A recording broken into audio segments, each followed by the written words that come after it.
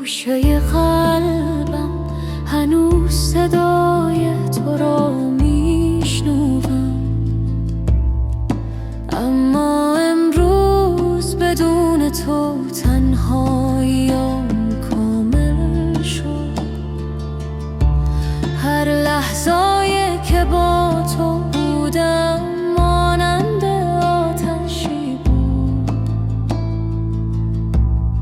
و حالا خاموشی تنها در گریه من شکوفا می شد.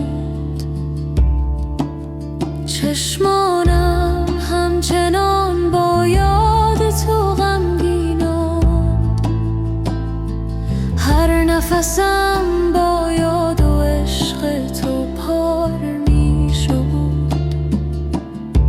میدانم راه ما جدا شد، اما دلم هنوز تو را می جوید،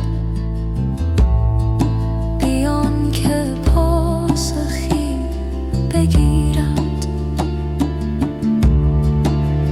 عاشقم کاش فقط می توانستی در یادم باشی، شاید درد جدایی کمتر می شد، اما زندگی این گونه است و ما باید ادامه دهیم. هرچند هر قدمم با یاد تو غمگینم،